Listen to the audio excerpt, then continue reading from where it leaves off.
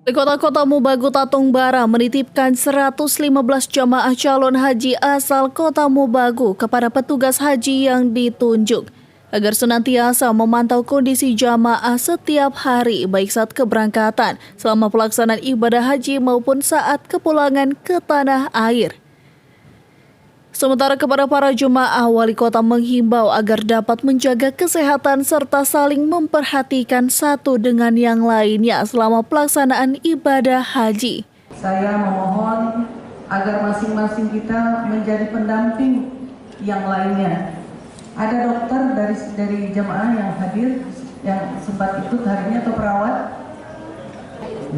Saya titip seluruh jemaah kita untuk diberikan perlakuan khusus dekat dengan mereka, apalagi hari ini untuk umur di atas 60 tahun sudah dibolehkan dan tema tahun ini adalah ramah lansia.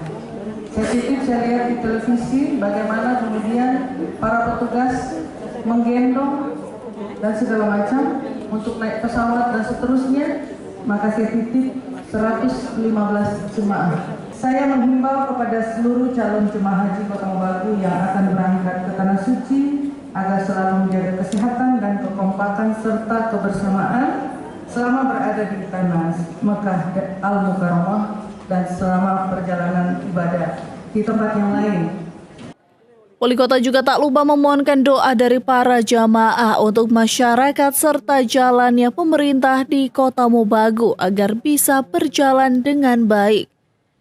Dari Kota Mobagu, tim liputan Kawanua TV melaporkan.